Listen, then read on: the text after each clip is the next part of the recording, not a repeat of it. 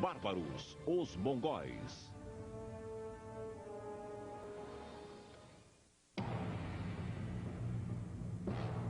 Era fim do século XII. Enquanto a Europa se afundava na Idade das Trevas, duas culturas criavam novos padrões de civilização. Eles eram os Estados Islâmicos da Pérsia e da Ásia Central. E mais para o Oriente, um trio de reinos fabulosos na China. Entre eles, havia um território vasto e inóspito, as estepes da Eurásia. Mas essa região árida era habitada. Povos nômades como tártaros, mongóis e outros sobreviviam em condições precárias. These are some of the coldest places on Earth in Mongolia. Temperatures 90 degrees below zero. So, for much of the year, they're fighting nature. It's a life with no margin of safety here.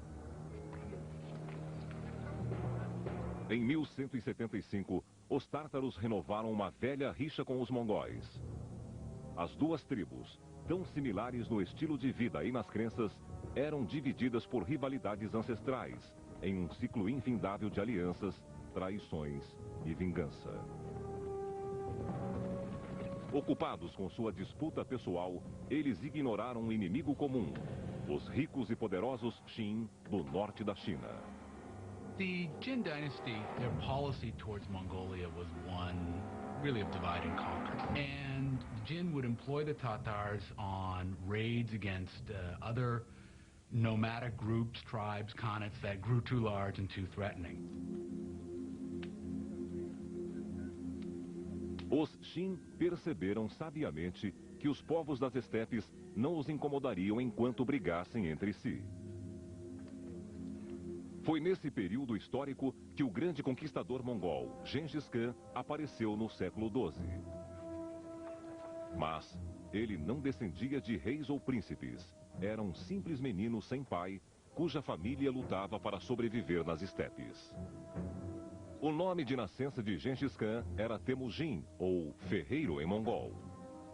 Um nome apropriado já que a vida exigiria dele uma vontade de ferro.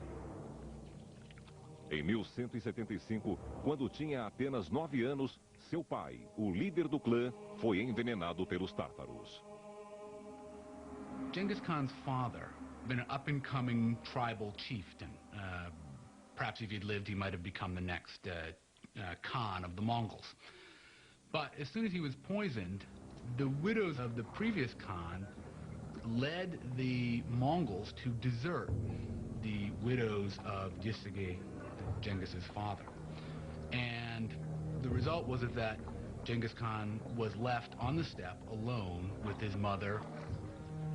Abandonada com os filhos, a mãe de Temujin só lhe pediu uma coisa: vingança.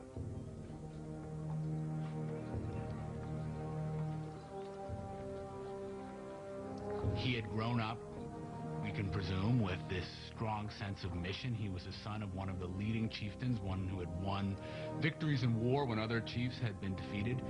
And he had been abandoned, and that created a really strong sense of bitterness, a strong sense that the world doesn't work the way it should. Durante 30 anos, Temujin lutou para unir seu clã e merecer o título de Khan, ou grande líder.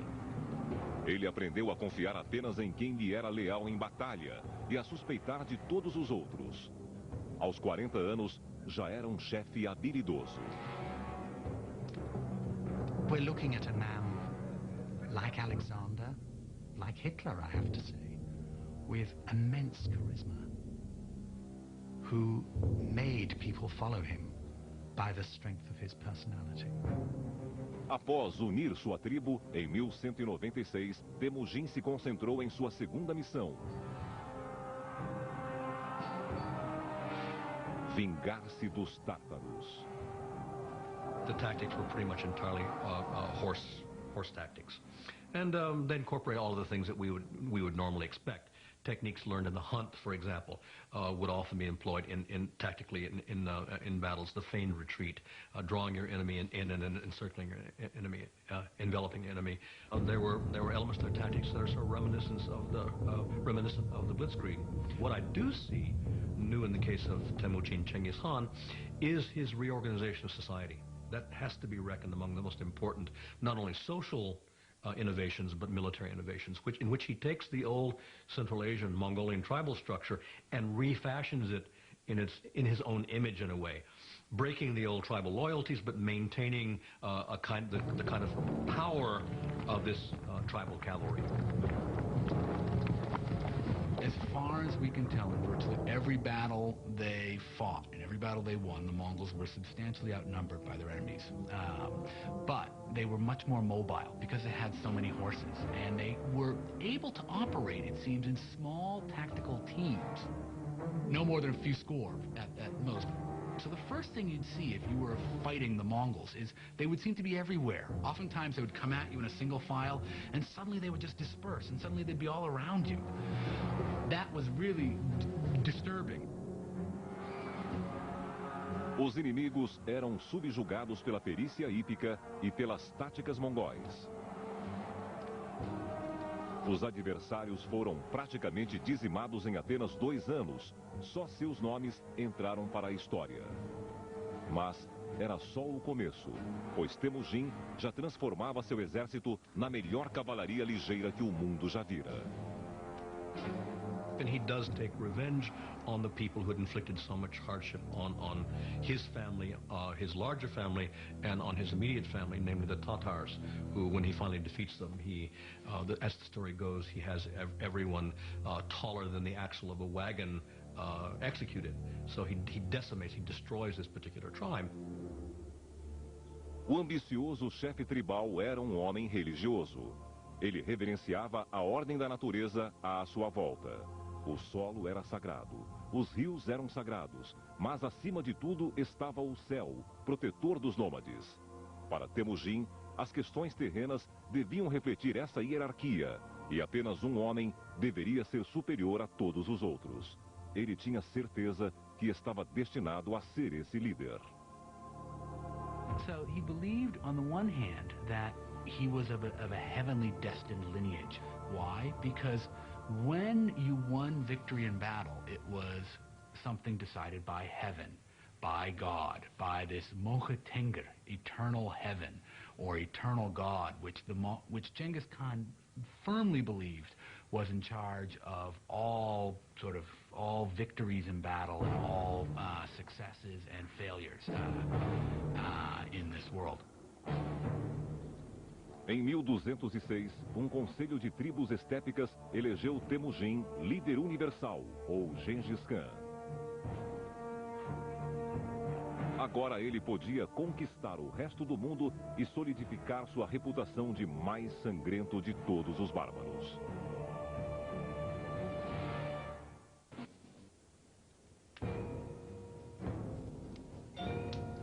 Determinado a vingar a morte do pai e convencido de que era dono de seu destino, em 1206, Gengis Khan trocou a obscuridade pelo cenário mundial.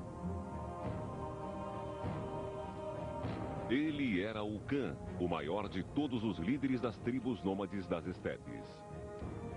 Seu povo levava uma existência difícil em um meio ambiente brutal. This is a society that is perpetually on the move. So they're ready to bundle up shop in no time at all. So what does that say about how these people live, the tents they live in? They have a cane framework, and felts are tied or sewn onto these individual cane panels, and they can be set up inside 15 minutes and dismantled in the same sort of time. So the inside of yurts was incredibly dark and smoky because they only had a hole at the top and a hole at the doorway. And the doorway always faced south because the Mongols were superstitious that good news came from the south. You had felts on the floor, felts on the walls, so dark, dark, dark, and then everything permeated with smoke. What did they burn? There's no wood on the steppe. so it's dung. So it's smoke that's permeated with animal smell as well. Essa existência rudimentar moldou o caráter de Gengis Khan, e a sede de vingança de sua mãe definiu sua missão. Points to the very important role that Mongolian women played and still do play in Mongolian society, and that's a very important sort of formative episode in his whole life, because he becomes very attached to women, to his wife, to his mother. They figure very prominently, both figure very prominently later on when he distributes his territory and his soldiers among these people. Both women receive shares. So that's quite an important thing. She really holds the family. She's the cement of the family. No ano de 1206, o grande Khan tinha poder total nas estepes e voltou sua atenção para os prósperos e arrogantes membros do povo Xin. Os mongóis invadiram a China em 1211. Mas a nação ancestral considerava-os apenas um povo ignorante que queria criar problemas. Os chineses nem imaginavam o que iam enfrentar. Down in South China, the Song dynasty, the ethnic Chinese in South China often looked on the Mongols as possible allies. And they developed a very interesting view of the Mongols, that the Mongols were these very crude, barbaric, savage people, but they were uncorrupted, unspoiled. Em algumas horas de batalha, as tropas mongóis aniquilaram um enorme contingente chinês. Os nômades aprendiam rápido. Eles usaram a própria técnica chinesa para sitiar e invadir suas fortalezas. Sua fama de selvageria crescia. And then they start beating their drums. And these drums are carried by 4 people on ropes. And the mere sound of them drove people mad with fear. They brought with them the prisoners from the previous city that they captured and pushed them into the moat so that they could go over them, over the dead bodies at the city walls. And then they would slaughter every living thing, the very cats and the dogs. Em 1215, eles dizimaram a capital do norte da China, Chengdu, atual Pequim. Mas, quando a vitória parecia assegurada, chegou a notícia de que havia problemas na Mongólia.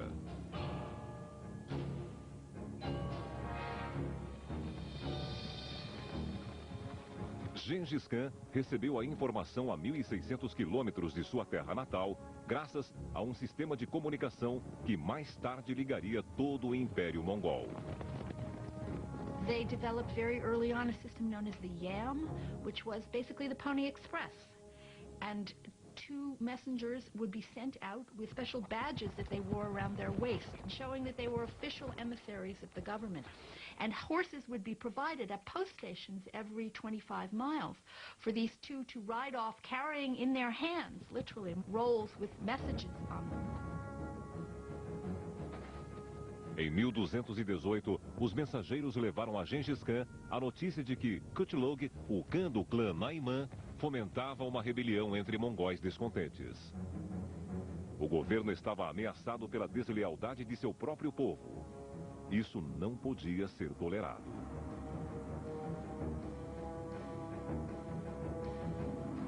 Ele saiu em busca dos rebeldes, em uma cruzada que o afastou de sua campanha chinesa. Enquanto perseguiam os rebeldes até terras muçulmanas, os mongóis conquistaram um reino após o outro. Antes de entrar em um novo território, Gengis Khan dava ao líder local a opção de entregar os conspiradores e render-se pacificamente. Mas, se houvesse resistência, ele avisava que não teria piedade. Certa vez, escreveu a um dos chefes: "O desastre também o alcançará." A campanha de vingança expandiu seu reinado até as fronteiras do antigo reino de Karazhan, atual Uzbequistão. Karazhan era um alvo atraente. Gengis Khan deteve sua marcha, pois aprendera algo novo.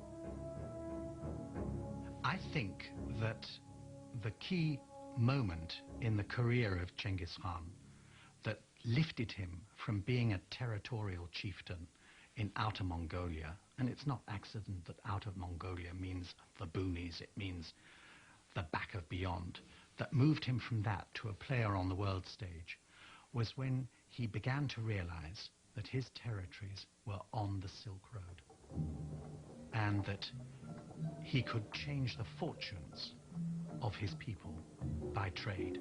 And so he sent a series of embassies to his nearest neighbor, the Sultan Muhammad, who was the ruler of the Eastern Islamic world. And those embassies were finally followed by a caravan of 1,500 camels. And I think that what happened there was that this particular camel caravan was so rich that it tickled the greed of the Muslim governor of the frontier post concerned at Otrar, and he simply seized it. This governor of this town, he saw this Mongol embassy of merchants coming, basically a trade mission come. He saw all the kinds of things that were in there, and he asked the Sultan Muhammad, what should I do with them? He was told. Implied they're spies. These Mongol envoys are spies. What should I do with them? Can I massacre them? And Sultan Muhammad said yes, and they were.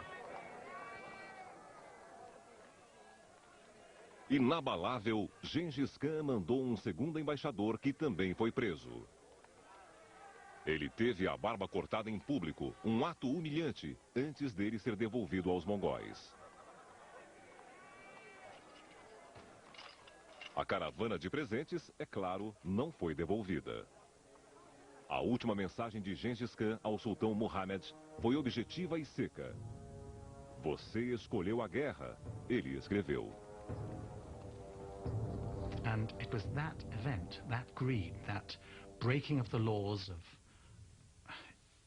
interchange of ambassadors, of allowing merchants free run across frontiers, that caused the Mongol catastrophe, the catastrophe which, as one Russian chronicle says, left no eye open to weep for the dead.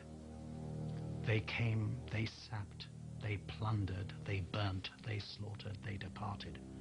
Now, this is an utter disaster for the civilized world, and it had that curious small trigger. Gengis Khan estava despreocupado enquanto se preparava para a guerra em 1219. Ele disse: o que tiver de acontecer, acontecerá. Só Deus sabe o que o destino nos reserva. Ao seguir sua missão divina, o Khan ensinou a seus inimigos uma lição terrível e continuou na conquista que destruiria tudo à sua frente, inclusive as riquezas e o conhecimento de toda uma civilização.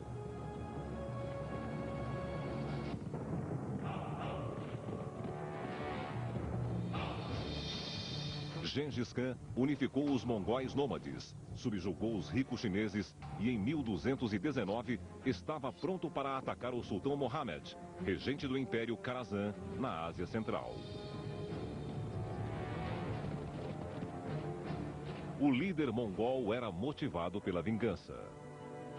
Inalchuk, o governador do sultão, humilhou publicamente um diplomata de Khan, um abuso que não seria tolerado. Mas a fortaleza do sultão, Samarcanda, era defendida por um exército muito maior que o de Gengis Khan. Para nivelar o conflito, o Khan fez uso de recursos que já lhe haviam sido úteis antes: agilidade e surpresa. Much more interesting about this particular campaign is the fact that Genghis Khan divided his army in the face of a superior opponent. This is tactics that we associate again with people like Robert E. Lee or with Blitzkrieg during World War II. The purpose being, again, to penetrate the enemy's front and to create confusion and diversion and so on in the rear, to be able then to turn back and take these places. So I find that to be a very significant part of what he does. O primeiro ataque de Gengis Khan foi na cidade fronteiriça de Utrar, em 1219. Após um cerco de 5 meses, os mongóis subjugaram as defesas e destruíram a tudo e a todos. Sua crueldade não tinha limites. Why were the Mongols so cruel? It's a difficult question, and no one really knows the explanation. But the fact of it, I think, can't be doubted, that these were people who did not wage war in the ordinary way. Um destino especial foi reservado ao ganancioso governador Inalchuk. Ele sentiu na própria pele o significado do antigo provérbio mongol: restitua o que os outros lhe dão. Arrancado de seu esconderijo na cidadela, os mongóis o seguravam enquanto prata derretida era despejada em seus ouvidos e olhos.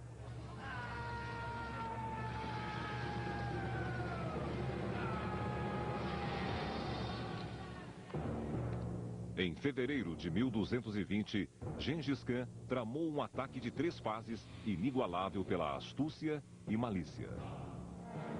Inicialmente, 2 colunas de mongóis atacaram Karazhan por direções opostas, leste e oeste. Seu objetivo era fazer Mohammed pensar que essa seria a maior investida do ataque. Medieval armies in Europe and the Middle East had a very strong idea that retreating in the face of the enemy was humiliating. And so they really couldn't do it. And the other reason they couldn't do it was because, from the general's point of view, once you start retreating, everybody would think you've lost, and suddenly you would lose control of your army. Everybody would start running away. Oh, we've lost, we're running away. The Mongols would retreat, then suddenly, as they're retreating, they'd suddenly break up, start going around again, and start shooting at you again. That was very disorienting for many armies. The constant hail of arrows that would be falling, that was a disorienting thing. Distraído pelos subterfúgios e truques dos mongóis, o sultão posicionou seus soldados ao longo de centenas de quilômetros de território ao sul de Samarcanda. Mas era no norte que Gengis Khan preparava seu ataque decisivo.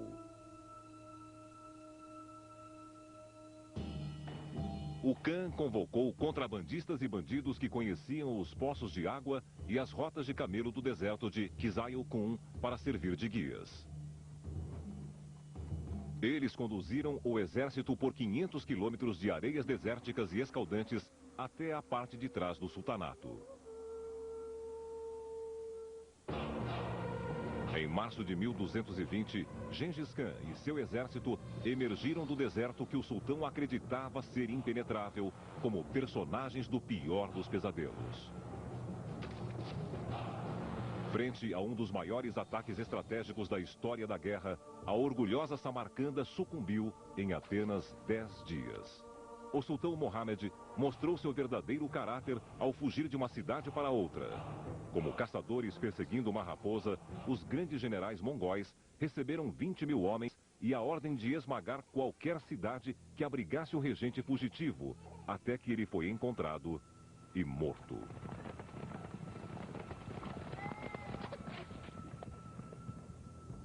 So it was not just a matter of beating an army in the field, but eradicating the power of a country to ground zero, so that there could be no recovery. So they sowed salt in the fields, they destroyed the wells, they flooded the cities, they cut the canals, they chopped down the orchards, as if there were no tomorrow. A violência sem controle dos mongóis devastou magníficas cidades persas como Balkh e Herat. Mas nada perturbava o Khan. They couldn't care less. So the destruction that they visited on the Eastern Islamic world has lasted to this day. As ruínas de cidades outrora grandiosas podem ser vistas até hoje na Pérsia. Após conquistar Karazhan, o domínio de Gengis Khan se estendeu do Rio Amarelo até o Mar Cáspio. E era o império com a maior faixa de terra contínua da história. Mas o resultado mais notável da conquista mongol foi a abertura do Oriente para o Ocidente pela primeira vez em 1000 anos. Pax Mongolica, a Mongol peace, allowed people for the first time to travel in absolute safety from Rome to Beijing. That was never possible before, and it wasn't possible until the 20th century afterwards. It's not a small thing. We had people from the Middle East traveling all over, all the way even into China. Famous traveler Ibn Battuta from Morocco eventually reached, at least he says he reached, China and traveled through much of the successor states of the Mongols, Mongol states ruled by the descendants of Genghis Khan. And that created a kind of knowledge of each civilization in Eurasia acquiring more knowledge about each other. Ironicamente, a conquista do imenso império não era o principal objetivo de Gengis Khan. A chama da vingança ainda ardia em suas entranhas e ele tinha contas a acertar com os chineses. Era hora de cumprir essa missão, a única que não conseguiu realizar. Em 1227, Gengis Khan, com mais de 60 anos, morreu a caminho da China, segundo a lenda, vítima de uma queda de cavalo. Soldados armados e escravas escoltaram seu corpo de volta para as estepes, onde ele foi enterrado em local secreto. There are various stories about 50 guards were detailed to bury him. They were killed by 50 others who were then in turn killed by other people, so that the grave would remain secret for various reasons. But as for the precise location of this, we don't know. The way that the Mongol chieftains were buried was in total secrecy. They went off on a procession, the people who were going to bury them, blaring horns, beating drums, making as much noise as possible. And if anybody met the procession on its route to its secret destination where the person was going to be buried, they were killed. So the whole point was that nobody should know where the great ones of the Mongols were buried. Not a single tomb of a Mongol chieftain has ever been excavated. They've not been found, so we have no idea what they contain. O império de Gengis Khan parecia ter desaparecido como sua sepultura nas montanhas, pois, após sua morte, o estado que ele tanto lutou para unir se desmantelou, dividido em 4 reinos para seus filhos. Mas o sonho não morreu. Ele se transformaria em pesadelo nas mãos de outro mongol conquistador. Compelido por visões de glória, ele iniciaria um reino de terror mais sangrento e brutal que o do próprio Gengis Khan.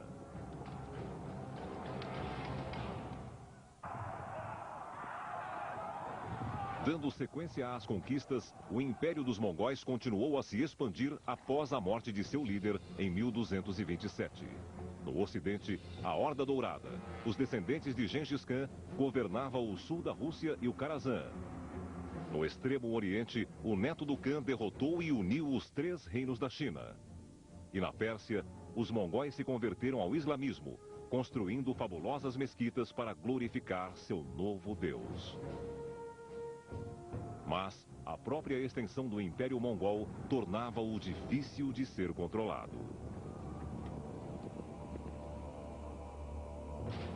There weren't enough Mongols. This was not a gigantic nation. It wasn't like China, for example. Perhaps there were as many as 100,000 people in the Mongol army, and that was about it. So the wider the territories they controlled, the thinner the crust of Mongol dominion on them. Em meados do século XIV, o Império de Gengis Khan já estava em ruínas. Como nos tempos dos antigos clãs das estepes, os regentes passavam o tempo brigando entre si, em vez de unificar seus esforços. The actual power was slipping from the hands of the Genghis Khan, the descendants of Genghis Khan, and falling into the hands of these tribal warlords, people who were not themselves of the imperial family, but who were the real holders of power. Em meados do século XIV, nas terras muçulmanas do Karazan, atual Uzbequistão, um jovem menino mongol chamado Timur preparava-se para roubar as ovelhas de seu vizinho. Ele já tinha experiência e enganaria fácil o pastor, mas, desta vez, a sorte não o ajudou. Dizem que ele recebeu um ferimento que nunca sarou, o que o fez mancar pelo resto da vida. Depois de tornar-se poderoso, ele ficou conhecido como Timur, o Manco, ou Tamerlão no Ocidente. Era um nome que seus inimigos viriam a temer. No ano de 1360, Timur já era um importante emir, um grande jogador de xadrez e estrategista habilidoso. Ele era mongol, mas não descendente de Gengis Khan, e inventou uma árvore genealógica elaborada que provava seu parentesco com o grande líder. Ele chegou ao extremo de casar-se com duas descendentes de Gengis Khan para fortalecer sua ligação. Timur certainly, I think, saw himself as restoring a certain view, a certain version of Genghis Khan history. It was his own version. It was reflected very much through the prism of his own ambitions. And he, at a certain point, saw himself as a man of destiny, not only as simply the agent of the righteousness of the Genghis Khan cause, but saw himself as a person acting in his own right. Em 1375, o Império Mongol não era mais o único projeto de restauração de Timur. Um século e meio depois que Gengis Khan destruíra Samarcanda, ele esperava transformar sua cidade adotiva em joia mundial. He was born in that very area, and he was always attached to what is now Uzbekistan as his birthplace. And in the course of his campaigns, wherever he went, he would kill all the men in a city that he had captured, but he would save all the artisans from death and transport them back to Samarkand. So you must imagine Samarkand alive with traditions from all over the Muslim world, from China, also from India. So Samarkand was something special. Samarkand was a garden city, and one of Timur's main construction activities was to provide irrigation canals that opened up whole suburbs with these wonderful gardens. Because Timur was a Muslim, he also constructed Muslim buildings, and he used a lot of the booty that he acquired when he conquered India to construct an absolutely enormous mosque. One of the attributes of Timur seems to have been his pride and his megalomania, we might say. And you see this in this mosque. It is colossal. Size was the big thing. The entrance way is 50 feet tall. And clearly the impression you're supposed to get is I, the humble little worshiper, have to go through this 50-foot doorway to get in. A majestade de Samarcanda era uma prova do poderio, mas também dos meios brutais que Timur empregou para manter a ordem. Fora das muralhas da cidade, sua crueldade impiedosa tornou-se lendária.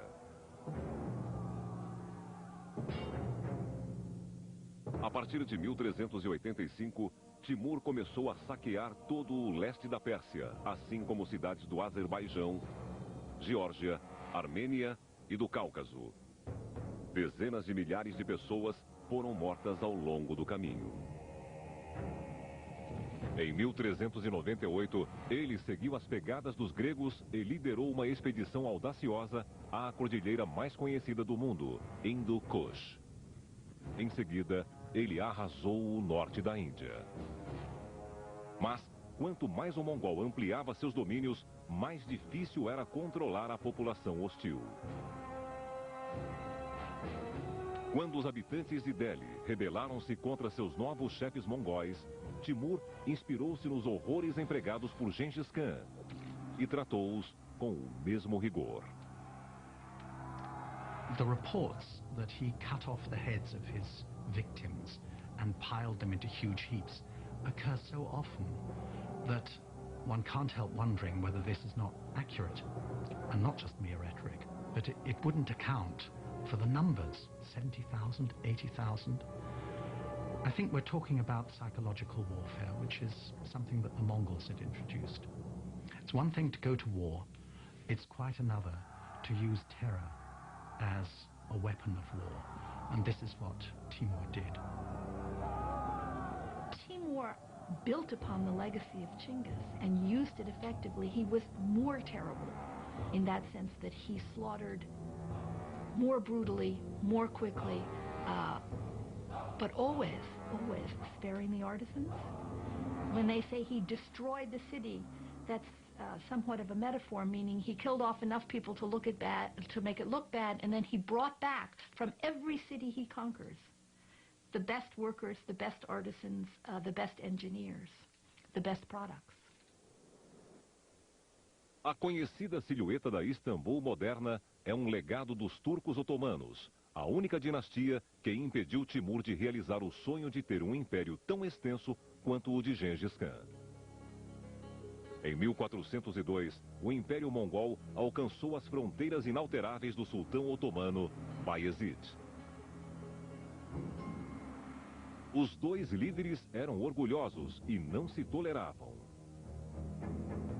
Timur chegou a sugerir que a mãe de Bayezid levava uma vida suspeita, insinuando que ela seria prostituta. Para Bayezid foi a gota d'água. À frente de um dos melhores exércitos do mundo, o sultão deixou sua fortaleza de Ankara para enfrentar a força muito menor do Khan mongol. Confiante e imponente, ele não conhecia a astúcia de Timur.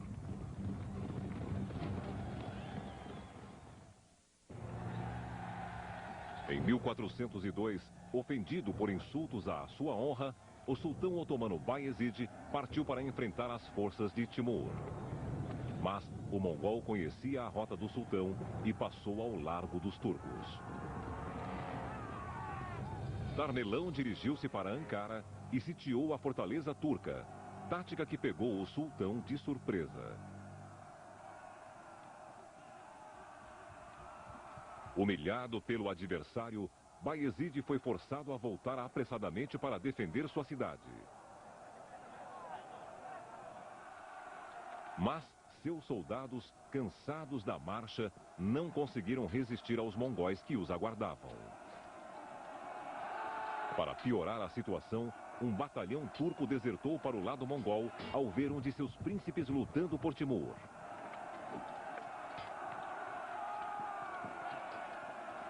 Enganado, traído e acuado, o sultão Bayezid nobremente recusou-se a abandonar o campo de batalha. Ele estava determinado a lutar até o fim, mas foi capturado e aprisionado pelos mongóis.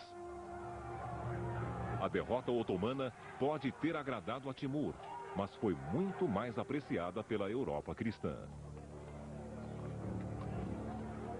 Now, if you look at this on the grand strategic map of Eurasia at the time, the Ottoman sultans were poised to scoop up Constantinople. They had moved into Europe, they had encircled it, they were ready to begin the siege that would have destroyed the principal city of Eastern Christendom. And just then, that was their bad luck. Someone came knocking at their back door, and that was Timur. The reaction in Europe to the defeat of Bayezid Yildirim was unrestrained joy.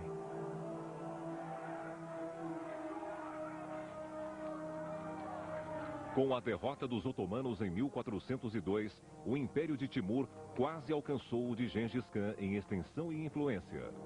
Mas o voraz conquistador continuava insatisfeito. Para garantir seu lugar na história, ele precisava superar seu herói. E o único meio de consegui-lo seria apoderando-se do que Gengis Khan não conseguiu: a China. Mas, como Gengis Khan, Timur adoeceu misteriosamente e morreu a caminho da China. Em 1405, em Samarcanda, ele foi enterrado em uma sepultura ornamentada, o oposto da tumba despojada de Gengis Khan. There's a curious story that As he lay dying, he said, "Do not disturb my grave, for if you do, a fate worse than me will fall upon you." And his grave was kept absolutely untouched until the 22nd of June 1941, when Soviet archaeologists opened the grave and found the skeleton of a tall man with a damaged hip. And on the 22nd of June 1941, Hitler launched his attack on Russia. And that was the signal for some 20 million Russians to perish in the following 4 years. So you could say that he had a long arm, and that long arm stretched right into the 20th century. Sem a força da liderança e da personalidade de Timur, seus herdeiros foram incapazes de manter o Império unido. Os mongóis começaram a desaparecer da história. Eles eram poucos para governar um império tão vasto e foram assimilados pelas culturas que conquistaram, adotando suas religiões e costumes. Mesmo assim, até hoje seu impacto é imensurável. Ao abrir as portas da China para o Ocidente, os mongóis criaram um grande mercado para os produtos asiáticos.